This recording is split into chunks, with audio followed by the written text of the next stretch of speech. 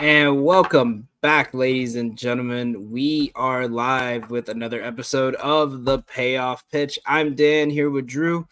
We are officially 2 months into the MLB season, and we have seen a lot.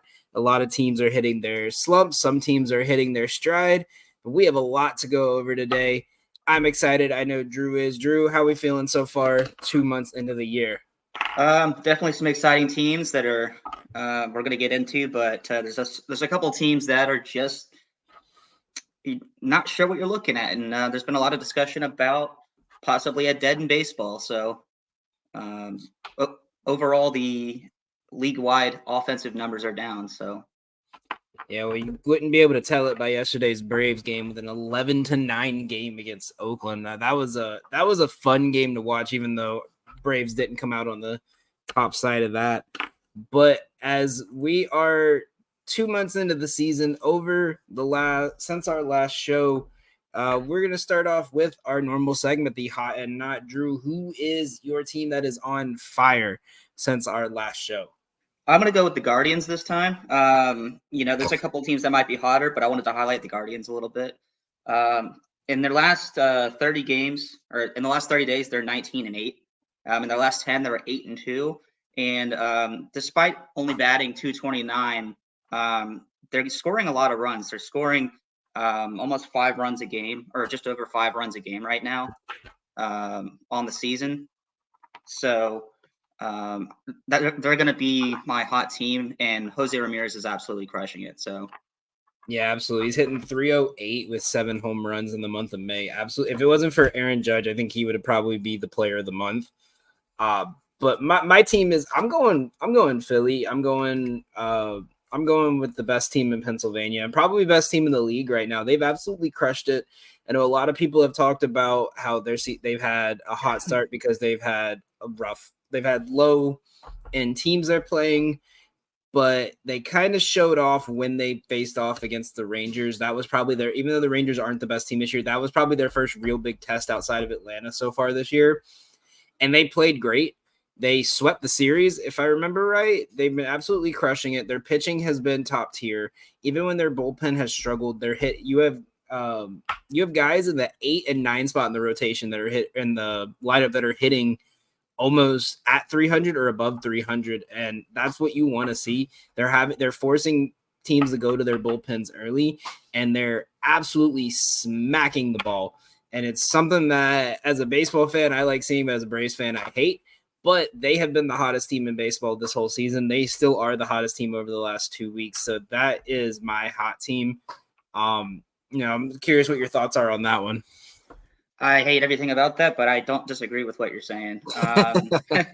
At some point, I'm hoping that they'll cool off and that the Braves can get out of their slump a little bit. Hopefully, last night was a sign of life because they've extended their lead in the NL East to, I think it's 7.5 games now. So we got a lot of ground to make up there. But you highlighted Ranger Suarez last time, and he's still pitching great. So a legitimate Cy Young candidate at the moment. So yeah, he had his worst start of the season, and his ERA went from a 1.2 to a 1.4. That's how good he's been this year. Like, he gave up 3 runs in the first 5 innings, and that's the most he's given up in the first 5 all season. He's been absolutely dominant, and it's really scary to look at because coming into the season, he was their 3rd best pitcher behind Nola and Wheeler. And I know, the thing I worry about with this team is, while Taijuan Walker has been kind of a solid end of rotation guy, you have one of the top 20 prospects in Andrew Painter in your farm system right now, and he could potentially get called up by the end of this year. So I worry for the NL East if he can get going and they have a 5-man rotation with Taijuan Walker, Ranger Suarez, Nola, Wheeler, and Andrew Painter, or if Christopher Sanchez stays good. Like, that's a scary team to go against. But going on to the colder side, I have my cold team so far this year. I have the Dodgers. I think the Dodgers, obviously the Dodgers are below what's expected because the way their team is set up, they're expected to go 162-0. But holy shit, what has been going on with them the last 2 weeks? You have like 5 of the best hitters in baseball, and you can't hit the ball. half your games you're leaving 10, 12 runners on base. Like, what is going on with this Dodgers team? Well, when you pay, over $1 billion, you're supposed to be. I mean, nobody's going to win every game, and maybe they're just going through their slump right now, just like the Braves are. Yeah, and it's the same thing as last year. It was the pitching for me. That's been my biggest worry with this team, because obviously this team can hit. And the big issue we saw with them last year, it wasn't the fact that they weren't scoring runs, it's that their pitching wasn't there. Everyone's been hurt. Now you have people like Walker Buehler, who's a great pitcher, but he's having to come back from an injury. It's going to make it harder. Your bullpen has not been there. Gavin Stone does not really feel like he should be in this rotation right now. I think they need to, when they get healthy, they need to send him back to the bullpen or send him to AAA. I don't know, but they just haven't looked right over the last. Granted, they swept the Mets, but their only game where they scored more than 3 runs was when Jorge Lopez just threw his glove and the whole Mets bullpen had a meltdown. So they lost to Colorado the other night. It's something that Water's going to find level. They're going to get back to where a championship level team, but we will see. But nevertheless, Drew, what you got for me for your cold team? Well, you mentioned the Mets and in that Dodgers series, there was a game where the Mets lost 3-0. I mean, they had every chance to win that game. And you finally get a good outing from your pitching, and you can't hit. And then, like you said, Lopez threw his glove over the net into the stands, and I have a direct quote from him. Supposedly, he's stating that what he was saying was taken out of context, but he was immediately DFA'd and is no longer on the Mets roster. And so on that note, they are 24-34 on the season. They're 3-7 in their last 10 games. They're 8-19 in the last 30 days. I mean, that's just horrible. It's only second worst because, the White Sox haven't fallen off the face of the earth. But it's really been their pitching as well as their hitting. I mean, they have 7 blown saves on the season. I mean, you're not going to win games like that. Or actually, sorry, that's just in the last 30 days. They have 7 blown saves. Their starting pitching is a 5.18 ERA, and they're other teams are batting 258 against them. I mean, you just can't win if you don't pitch. So that's what I've got. And we're seeing that with the Dodgers too. You can't win games when your pitchers are giving up 4 or 5 runs a game, without even trying. Well, I thought it was funny. I thought it was funny that the manager of the Mets made a statement basically saying that the reason that Lopez is no longer on the organization or with the organization is because they can't put up with that kind of, quote, petulant behavior. And this is after all that nonsense with Francisco Lindor a couple of years ago. So I think, that's pretty clear message right there. He said, I'm the worst team, I'm the effing worst teammate in all of baseball. But that was taken out of context that, basically he says it was a mistranslation because he tried to address the media in English, and obviously he speaks Spanish primarily. But he was quoted as saying, this is the worst fucking team in baseball. But he supposedly said that's not what he said, but I don't know. So I've been reading up on him in this whole situation because, I mean, living in Manhattan, there's Mets fans left and right of me. And yeah, I know it's great as a Braves fan because they give me dirty looks when I wear my Braves gear outside, but they even give me dirty looks when I wear this outside. It's funny.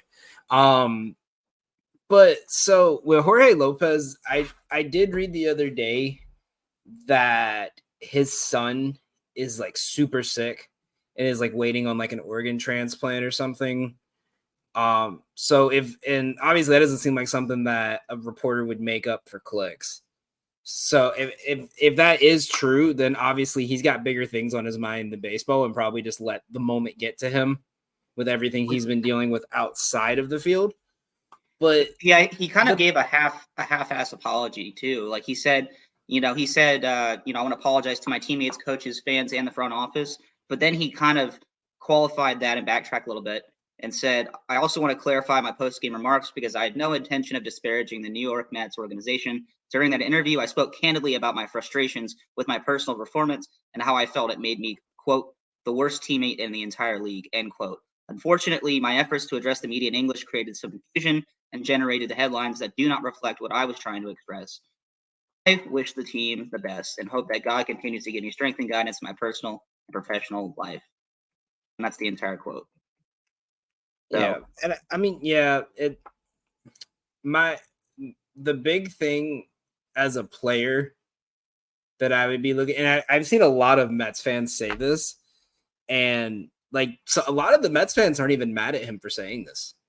Like, I've been reading the blogs. I was reading the blogs and I was reading like the Twitter posts and stuff, and like the loyal Mets fans that have been there since, for a long, long time. Like, I've seen a lot of them saying, like, there was one guy who, in an exact quote, said, "You finally have someone on the team who is got the balls to say what everyone is thinking. But you want to DFA him. That's the message you're sending, is that this guy and he could have said it a better way, obviously. Yeah. But a guy who basically said, we suck right now. And what are we going to do to fix this? And they just said, you know what? We're cutting you. Like, think NBA. Think if Jimmy Butler said the Heat were the worst team in basketball. Jimmy Butler is like what would happen? He wouldn't get cut. They would have a team meeting and like think if like not even a star player. Think if like on the Hawks, like DeAndre Hunter said we're the worst team in basketball. He wouldn't get traded the next day. He wouldn't get released. They would have a whole team meeting and go from there. A guy just had a meltdown on field, got ejected, let his emotions get the better of him, and called out your team saying, we need to get better because we suck right now. We're the worst team in baseball right now. Said it in a more inappropriate way than I just did because we've dropped too many F-bombs and I'm not about to get yelled at by DJ after the show. But no, like, I think Jorge Lopez will have a spot on any team. I think he'll get picked up by the trade deadline, by the September call-up, because he's a good pitcher.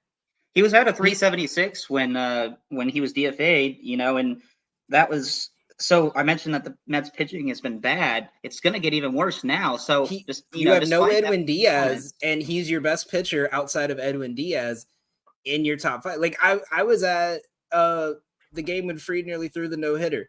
The best pitcher they put out there after Christian Scott got taken out was Jorge Lopez. No one could get the ball across the plate. When they could, every breaking ball they threw just floated in the air. He's the only one with legit stuff on this team. And it's by that, you're sending a message of, hey, if we can't find a rhythm midway through June, everyone's available. And I think that's the thing. I think as much as they say we're not going to be sellers, someone is going to offer an insane prospect package for Pete Alonso because he's in the last year of his deal, and they're going to take it. It's the same thing where it was like, we're probably not going to trade Scherzer. Hey, we'll give you our two best prospects that are not MLB ready this season or already on the roster this season. We'll take it. Someone is going to offer an insane package, and they're going to have to take it. They're not going to trade Lindor. He's locked in for life. They're going to keep him because you're not going to trade a guy with 7 years left on his deal. No, unless he requests it. They've got the highest payroll in all of baseball, actually. And I mean, if you're 10 games under 500, already, it's not going to get any better. I mean, if I'm Pete Alonso, I'm talking to my agent. I want out. So, I mean, there's so many teams that even if you used him as a DH, like, could be dominant. Like, imagine him on the Twins when they're making. Imagine him on. You could put him as a DH with Bo Naylor, and what's his brother's name? I don't even remember. But the Naylor brothers at first base, Josh Naylor, and him. Yeah, that one, the one that's crazy. You got if the Astros make a push because they're making their way back up, Would you rather have Alonso or Jose Abreu at first? Jose Abreu, he got sent down already, didn't he? So Yeah, that's what I'm saying. They don't really have a first baseman. They have tons of prospects. There's so many teams that are in that Pete Alonso in their lineup could give them that final push. The Mariners, they could trade a couple of prospects. The Padres low-key could trade a couple prospects and get like there's so many teams that are like on that edge of if we can trade for a big name, it puts us that up to that next tier for at least for 1 year and just deal with the rental and try to show him enough to make him want to stay. Now, obviously, like the Braves, Phillies, they're out mainly because they're not going to trade to a division rival.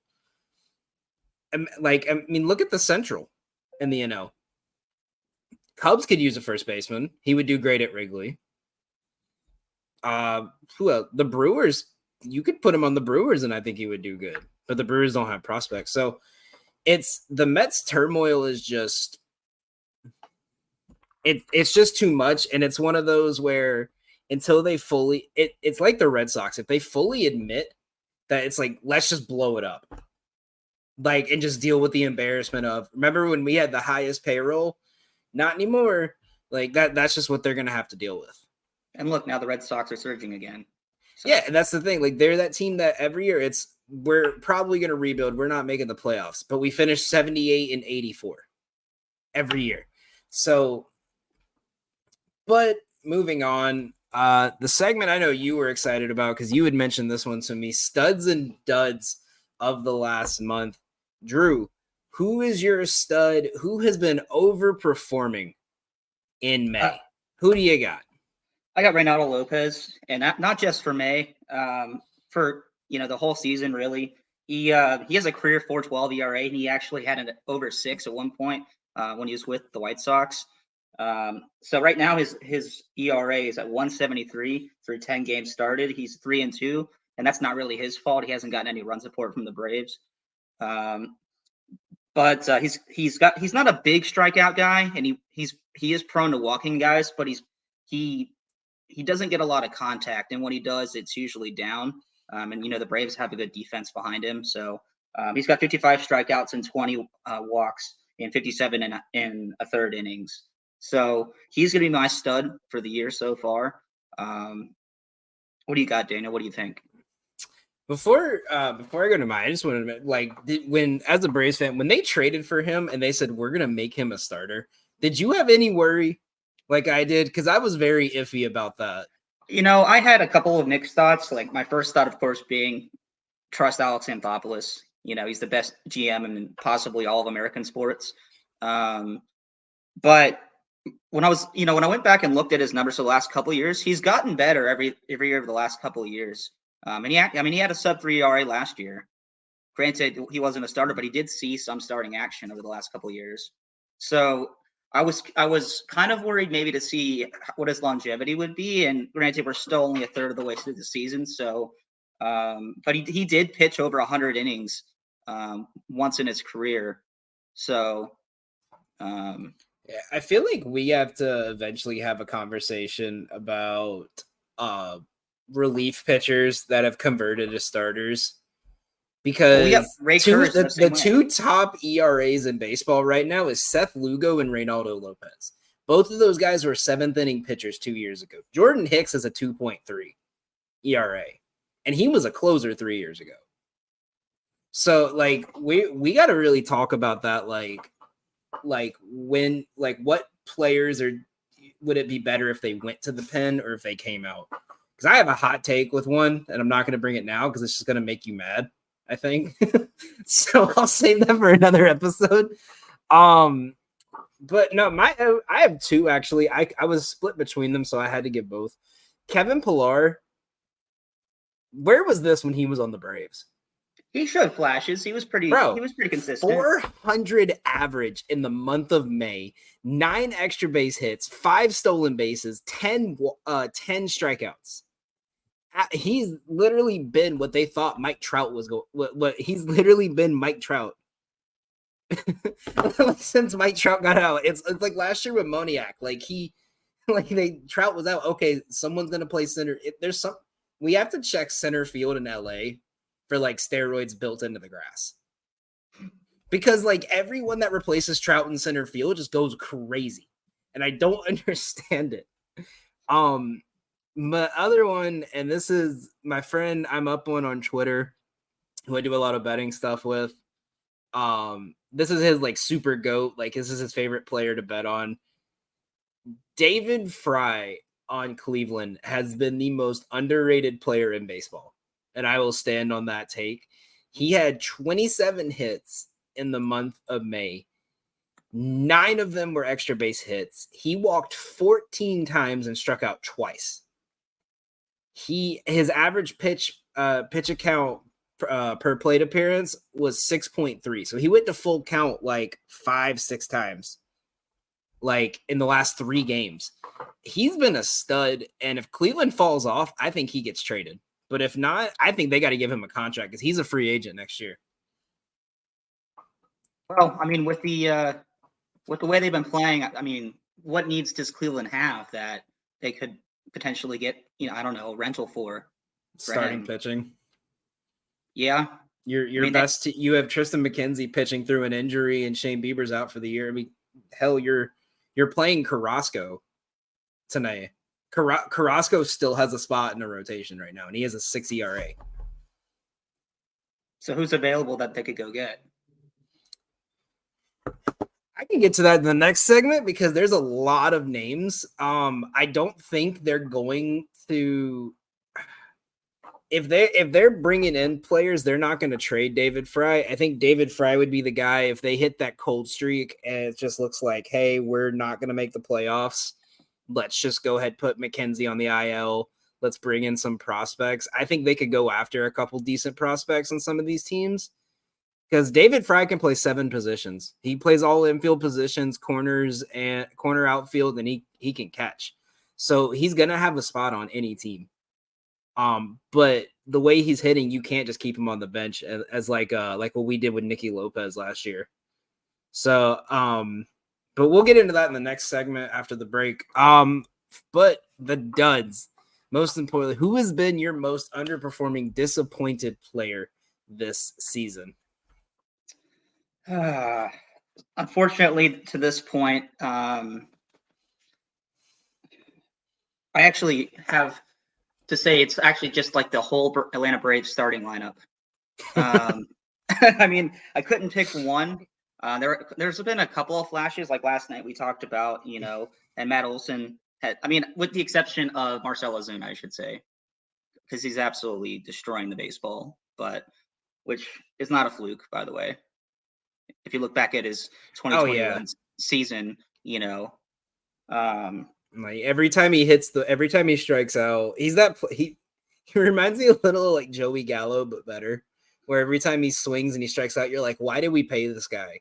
And then he hits the ball, and you're like, oh yeah, that's why. Like that's why we paid him this much money. But I want to highlight a couple of things here. So in the month of May, the Atlanta Braves lost 5 series, including 2 in a row. And 2 of those series losses were to the Nationals and to the Pirates. You saw Ronald Acuna go down with a season-ending ACL for the second time, and then this time it's the other knee for the second time in 4 years. So now you also have a hole in right field, which Adam Duvall he's a capable defender, but he is not an average. He doesn't hit for average. He has power, and that's really what you get from him. But I think even that's behind him at this time in his career. I don't even think it's that. I would you got to think he's been like platooning, but they haven't faced many left-handed pitchers, so he hasn't got a chance to get in rhythm. So I would let's see how he does this month of June in my opinion, before we write him off. But yeah, I see what you're saying. And they only scored 3.59 runs per game in the last 30 days. That's the 3rd worst in baseball, ahead of only the White Sox and the Reds, who can't hit anything. Yeah. So it was hard for me to really pick one player on that group, so I just kind of highlighted them all, minus, like I said, Marcell Ozuna. Now I do see it looks like maybe Austin Riley's starting to get out of a slump. Sean Murphy missed 50 games, so he just needs to get some playing time. Austin Riley just came back after a 2-week stint on the IL. So we'll see. There's hope. It's the Braves. I mean, they were a historically good offense last year. But I think there's a chance too that close to the deadline we end up going and getting an outfielder. Yeah, and I have something on that a little bit later. But no, if I pick one player on the team, it's Orlando Arcia, because everyone's gonna talk about Matt Olson, but even when he's hitting the ball, he's hitting it like normal. He's just having bad luck.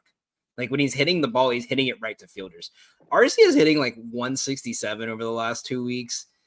He's getting a lot of doubles and singles, but he's just not swinging at good pitches from what I see. Like it feels like if you get him, if he gets like, it feels like, when they say like, oh, you argue a strike call and there's 2 strikes, you better swing on the next pitch because it's going to be a strike regardless. It feels like he's playing like that every at bat. So I don't know. Then again, remember the last time we slumped like this to start the year, we won the World Series. So let's see if they get a new ice cream machine like they did last time, and just go on a historically great August. But I had 2 for this. I was gonna mainly do 1, but since you brought up the whole Braves team, I'll do 2. Adolis Garcia has plummeted below earth at this point. 158 average this season. In the month of May, 35 strikeouts and only 2 walks in the month of May. He's hit like 1 home run. When he's hitting the ball, he's hitting it soft. He's hitting like his launch angle last year was like a 12 degrees, and now it's like a 6. Like he's hitting the ball on the ground or like right at their shins. I don't know if it's just like we could say World Series hangover because the whole team has just not been playing well in Texas. But something's going on with him. I think he could be a player after the All-Star break you really kind of look at and see if that week off can like get him reset for the second half of the year. And my other one is, it's kind of fun because it means I was right.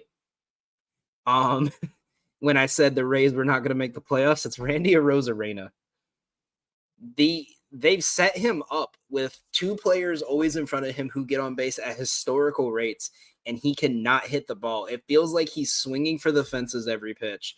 32 strikeouts, 5 walks, 181 average, an on-base percentage of .214. He is not touching base. And that has been the reasons. If you notice the Rays, it feels like when their bats are on, they're scoring 13, 14 runs. And when they're not, they're scoring 1. And they've been in a 2-month slump of scoring 1. And it's partly because of Randy Arozarena. So he needs to get on base too, because he's always a threat to steal second, if he can get on base. Yeah, that's the thing. That's what makes their lineup so good. It's the same thing as, I've been saying it for months about, I guess 2 months since the Braves moved Harris out of the 9 spot. What makes Acuna and Ozzy and Austin so effective is that when Harris got on base, you couldn't just pitch around Acuna, because then you would have Acuna and Harris on base. You had to pitch to him and force him to hit out. And that's what made him so good. That's what helped make him an MVP. That's what helped make Austin Riley and Olsen have these great years, is that if Acuna couldn't get on base, Harris was on base, or Arcia or Ozzy. And I'm curious to see what the Braves are going to do the rest of the year.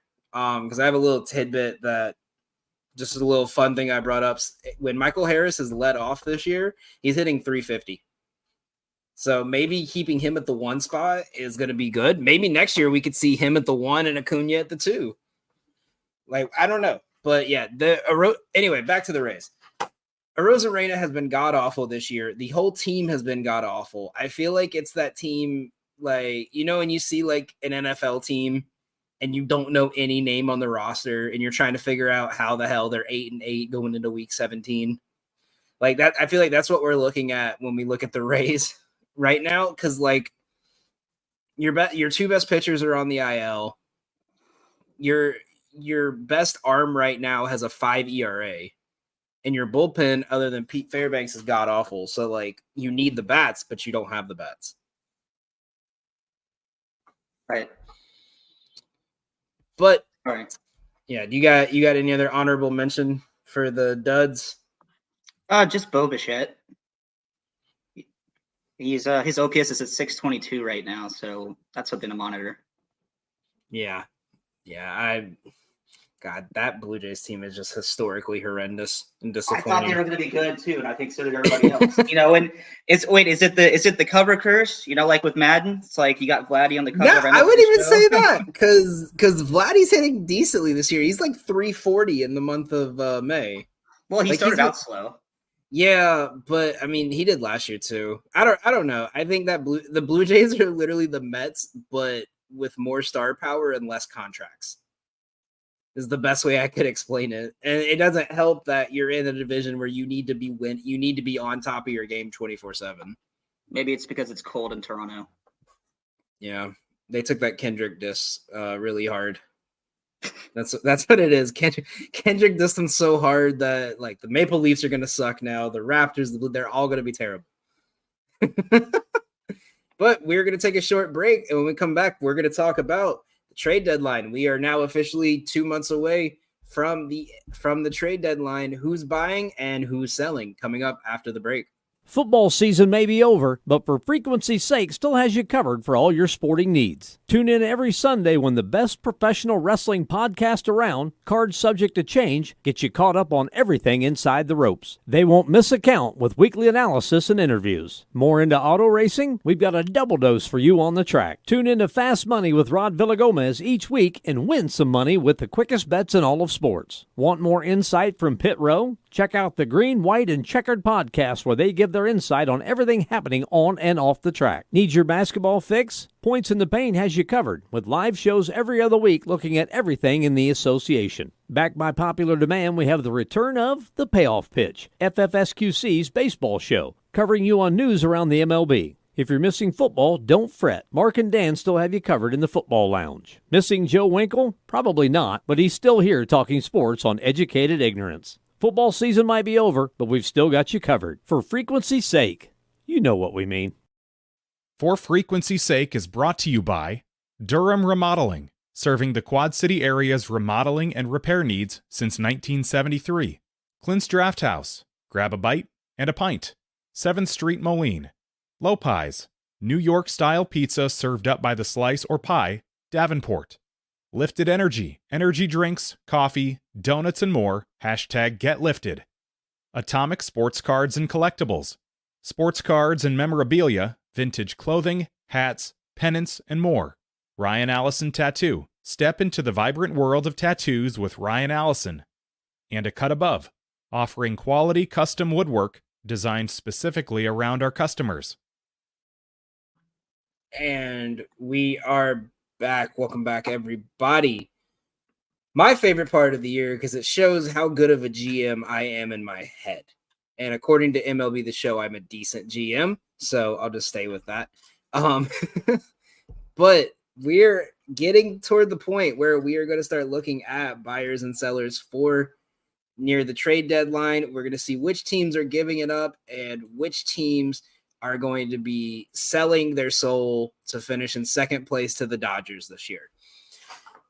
Drew, if you have a team that they're looking for prospects and they're looking to sell, who are you looking at? You and I talked about this briefly off air, but and it's really impossible, like you said, to really ever know what the hell that the Oakland A's are going to actually do. But they've overperformed this year. And their closer, Mason Miller, looks like a stud in the making. So, but he's under team control for 5 years, but he could be a trade target for a team that needs a back end pitcher, a closer, because he's, like I said, he's under control for 5 years. But I think he'd have to give up quite a bit. But there's been a lot of rumors that the Athletics have been contacted by some teams. I saw a report by Ken Rosenthal from The Athletic that suggested that the Padres might make a run at him, but they'd have to give up pretty hefty prospect haul, he suggested maybe Jackson Merrill, but I think that's kind of a stretch. I don't think they want to let him go. Yeah, I mean, another one would I don't be, even think from the A's side, they don't want anyone that's MLB ready because they're trying to drive the fans out.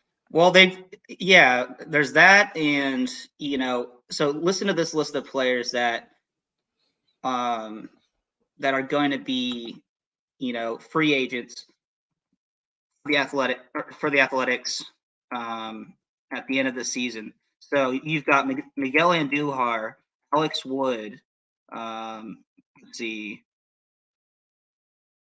to name a couple. And Andujar's been playing good, so he'll probably get traded. He destroyed us. Yeah. In the series against us. Dominican League legend. Yeah, but I see them as being sellers. They might even trade off some of those players just to get something back because they know. I think we could even see a story Ruiz getting traded because the management's not happy with him. Like the owner doesn't like him because he got caught. I don't know if you know this or I don't know if I mentioned on the show, but he got sent down to AAA the day while hitting like 375 in the first 2 weeks of the season. And the rumor and the report that came out was because they saw him. They saw a photo online of him in a sell the team shirt at Walmart. And so they said, you know what, we're just going to send you down to AAA as a punishment.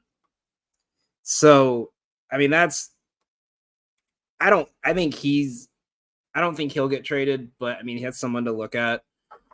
No, I think you never know like I said before, that you don't know what the A's are going to do because like Brent Rooker is in my mind probably the best player that could get traded, but he's hitting too well. And he seems like that's who they're going to try to build the franchise around, him and Soderstrom. I also had the Blue Jays, by the way. That was another one that I looked at. We had talked about them briefly just a minute ago before break, but there's quite a few players to kind of monitor. There are 4 games that are 500 right now. So you could be looking at something like Justin Turner, Bo Bichette might be gone, and it might just kind of get some prospects back to rebuild around Vladdy. Wouldn't it be funny if they traded Vladdy to the Angels, like just like his dad? Like from a Canadian team to LA or to Texas. Yeah, but yeah. I think Bichette's probably gone. I think if they kept him, I wouldn't be surprised. But if they trade him, I wouldn't be shocked. I also thought about maybe Alex Bregman, but it depends on where the Astros are. So, we'll see. Yeah, Bregman's on my list. My big 3 is Baltimore. This is the perfect time for them to unload some of these prospects. You have two of your back end rotation pitchers are hurt. What's his name? John Means is out for the year. They have another pitcher that's out for the year, both with UCL damage. Albert Suarez is a great pitcher, but I wouldn't trust him late game or near a playoff series, at least in my opinion. So I think you need to go after another arm.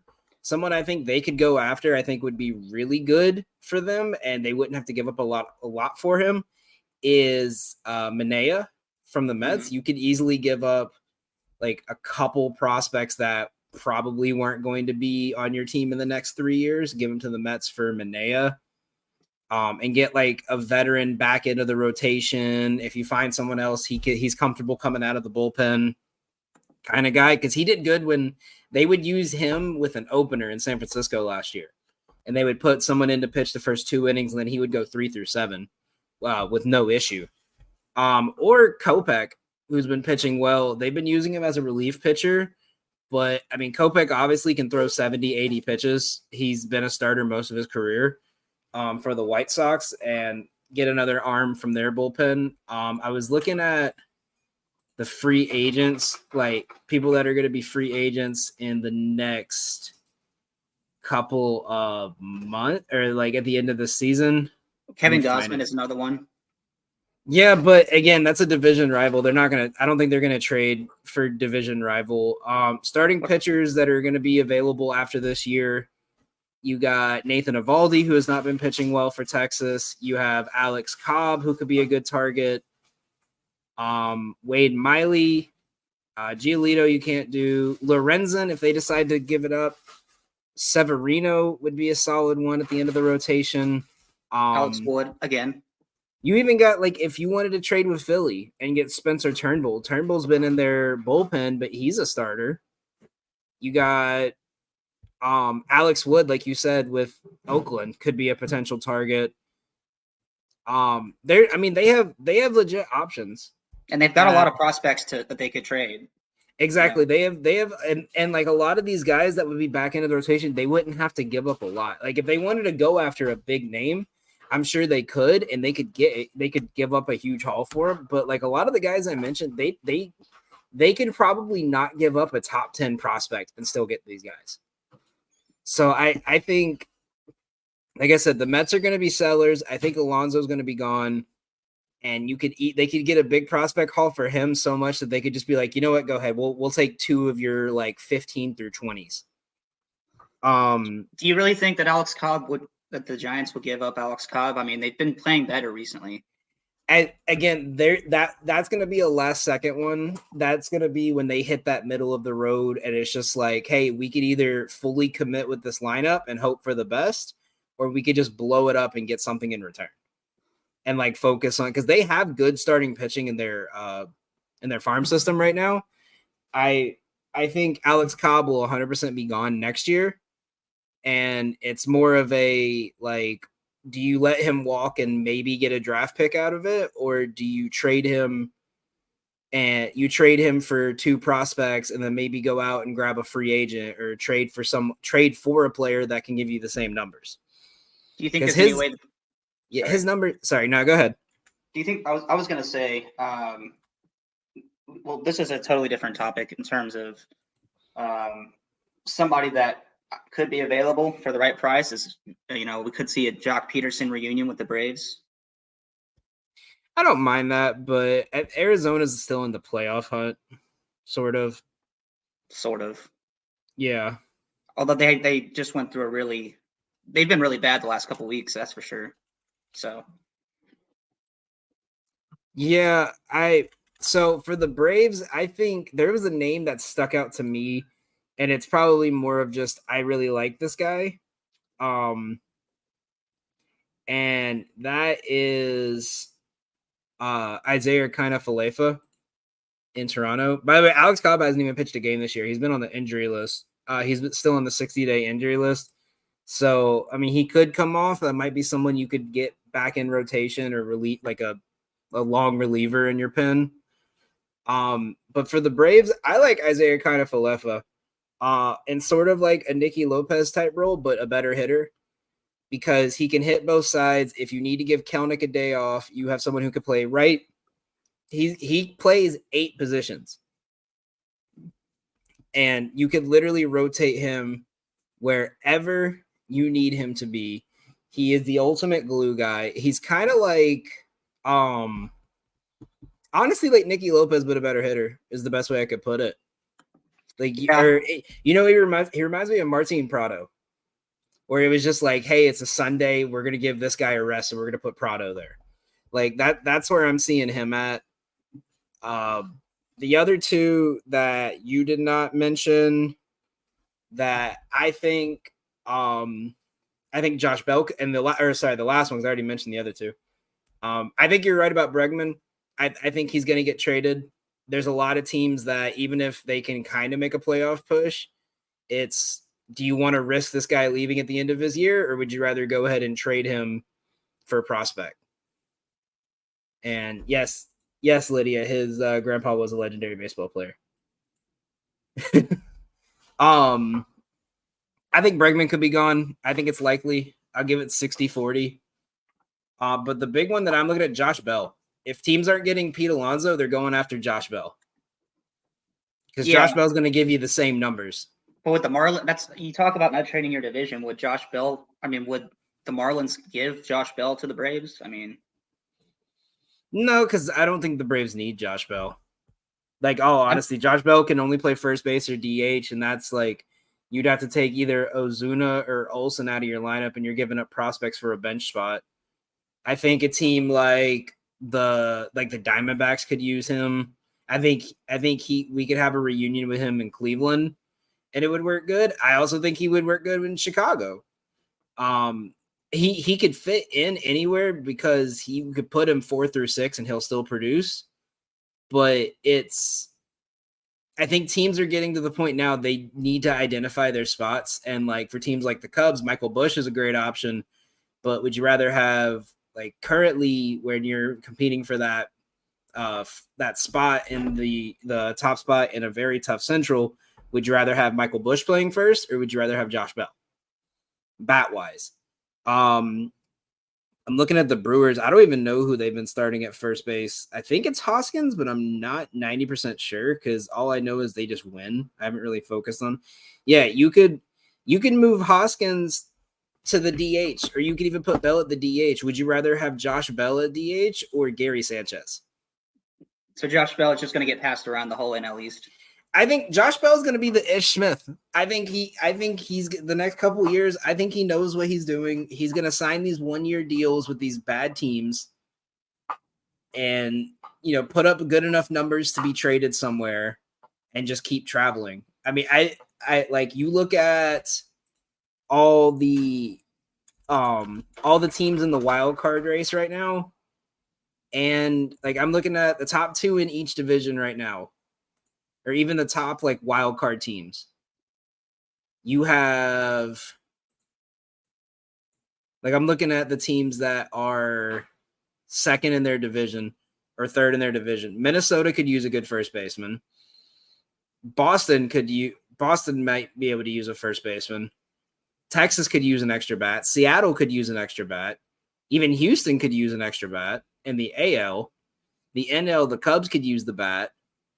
You're right, Atlanta could, but I don't see a reason they would get him. San Diego and San Francisco could both use a first baseman if they're both really trying to compete. I think he could go back to San Diego and he could fit in fine. I really like Josh Bell. I think this is going to be a good year for him, and I think we see him leave the team before July. The only reason I would say no to San Diego is because if they would have already traded for him in the Urias trade. You, Mr. Singles? Yeah. listen, Mr. Singles hitting 360, so I'll take it. Yeah, he is.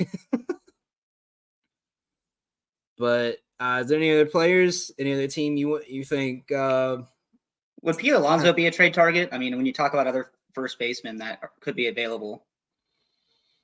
I think for the same teams I mentioned, the Cubs and the I don't think he'd go to San Francisco because I think his agent's Scott Boras, isn't it? And that's just, I think so, yeah. No, like I don't think I would want to deal with him again, another first baseman or another like top tier player. Just get him out of the NL East, I'll be happy. Like I said, I think if we saw him go to like the Twins or the Cubs, I think he would fit in really well. My big question is, and I'll have to ask Doug this because I know Doug's our resident Cubs fan. Would you be willing to give up Pete Crow Armstrong in your prospect package if it meant you got Pete Alonso in return for a rental? If you can convince him to resign. Yeah, that's what I would do. I would contact him first and just say, what's the odds we can get you to stay? Do you have any interest in setting up shop here for the next 8-10 years? I'm gonna look up what their cap room is.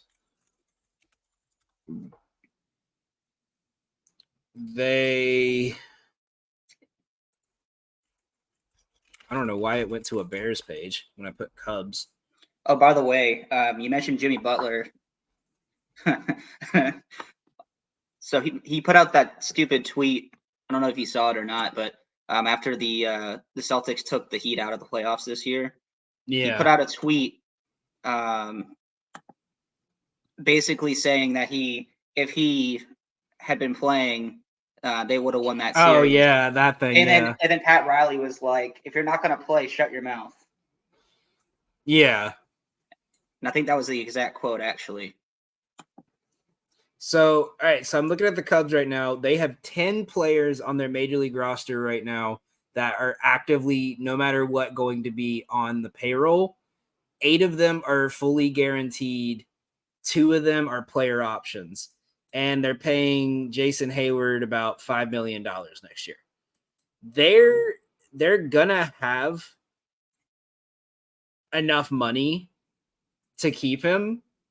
And I think if you're the Cubs, like if you keep him and you can convince Bellinger to stay, because he signed he's on a 2-year deal, I think, right? Or 3 years. Yeah, because Bellinger's under contract next year. You have a 2-3-4 with Hat, Bellinger, Alonso, and that's scary. I think they could legit do something with that lineup. So I expect a couple teams that like have first basemen but need the improvement, because that's the thing I noticed. Like a lot of the teams in the playoff race all have good first basemen right now, or solid first basemen, but you could get better if you have Pete Alonso. Well, first base is one of the most important positions in all of baseball. So I think if you're the Mariners, you could trade Ryan Bliss, Harry Ford, and like 3 other prospects and get him, and maybe get like Navarez or some like back end catcher to because Harry Ford's a good prospect, but we'll see. We're gonna monitor it as we go and see where we get from there. But moving into our last segment, because we got 8 minutes left. Let's go over our monthly awards. Team of the month. Drew, who do you got? This one was pretty easy for me. I know I said that the Guardians were hot, but the team of the month by far is the New York Yankees. So in the last 30 days, they're 21-6. They are pitching well. They've teams are only hitting $1.96 against them overall. They had 5 shutouts, a collective 2.33 ERA. Their 3 best pitchers, Clark Schmidt, Luis Gil, and Marcus Stroman, are absolutely on fire right now. Luis Gil had a sub. Both Clark Schmidt and Luis Gil had a sub-2 ERA, and I think those guys combined were like 13-4 or something like that. So, and on top of that, I know our next award is hitter of the month, but I'm going to talk about Aaron Judge right here because he's the hitter of the month. He was the player of the month for the AL. Over the last 30 days and 27 games, he's had 94 at-bats, and in those 94 at-bats, he had 37 hits, 22 walks, 15 home runs, 29 RBIs, and it was only solo because I think they kept walking him. Yeah. But he's slashing 394, 508. He has 1,000 on base, 1,000 slugging, and an OPS of 1,508. I mean, that's just absurd. Yeah. Yeah. Sorry, Dad. Yankees are the best team in baseball again, and I hate saying that. Because what do? You can't, like, you have Soto and then Judge back to back, like, and then Stanton behind him who's having a decent year. Like, that's so scary to deal with, especially like for me as a bettor. Like, I stay away from if I see the pitcher's like a fly ball pitcher, I just don't touch it, or I bet on the Yankees the wings. I know one of them is going to go yard. Well, and we talked about the pitching being a problem potentially being a problem for the Yankees a few episodes ago, and it's like, nope, not at all. Yeah, they're ungodly. But I had the same for hitter and for team of the month. So let's see if we can go 3 for 3 together. Who's your pitcher of the month? So I was tempted to go with Luis Gil, but I did not. But instead I went to Garrett Crochet. I thought we were gonna sweep. Did you have Luis Gil? No, I had Chris Sale. Well, last night was tough. Was a tough. Yeah, night. But that wasn't in May. That was June. That was June 1st, so it's a new month. It didn't count. That's fine. That's fine. But listen, man, yeah, what you got for Crochet? So for the worst team in baseball, he had 4 wins last month. So he had a 103 ERA. He was 4-1, and keep in mind they only have like 12 wins on the whole season. He pitched 35 innings in 6 games. He had 46 strikeouts in 35 innings and 6 walks. That kid's got a bright future. Hey, he's a stud. They're definitely going to build around him and Luis Robert. They're going to be scary in a couple of years. My reason for sale was simply 5-0, 0.65 ERA, averaging 8.5 strikeouts in the month of May. Not only that, the teams he was playing against were like good hitting teams too. And like I got to watch him when we were in Pittsburgh, and like he it felt like he took the first 3 innings to figure out what they were looking for. And then the 4th, 5th, and 6th, he just hit them with it. Didn't we lose that game? No, we won that. He gave up a run in the 2nd, and then that was the game Olsen hit one in the river. Oh, that's right. But yes, Dad, it was a splash hit if you're watching. We've been arguing about that for like a week. He said it didn't count because it bounced. But no, like, because I don't know what he did, but like when he threw the ball, like he would, on like righties, he would cut that slider in like 5-6 times in a row, and he would put enough spin on his fastball to where it looked like the slider. Like it wasn't a cutter, like because it would come up as fastball, but it was just enough spin on it that they would think, okay, this ball's dipping, and it would hook the edge of the plate at the last second. And it was just filthy the way he was pitching. And I mean, God, what a resurgence for his career coming up. I think that's what he needed, was to get out of Boston. I think it's just staying healthy is the biggest thing. Yeah, and another great pick for Anthopoulos, because I mean Grissom hasn't been playing well. I mean, obviously as Braves fans, like when a player, I feel like when a player hits a home run in his first at bat, he becomes a fan favorite no matter what. And everyone liked Grissom, but pitching was the need that we needed. And Grissom, by the way, I think if the Braves didn't have a depleted farm system, they probably would be going after pitching prospects too. I wish they had kept Nicky Lopez. We could have, we could have used him at third base. I mean, Zach Short was not it. Zach Short's been decent. He can't hit, man. But he gets on base. That's he's your 9 hitter that you don't have to worry about like 50 strikeouts in the first 2 weeks of the season kind of player. But I like Zach Short. I think he was a good pickup too. But we just picked up Joey Wendell too. So I think they DFA'd him already. No, they sent him down to Gwinnett. But yeah, I think the Braves. I think everyone's so focused on Acuna now that it's taken away from your real issue, which is starting pitching, because you have Fried, who's been great. You have Lopez, that's been great. Sale, that's been great. Morton has been iffy.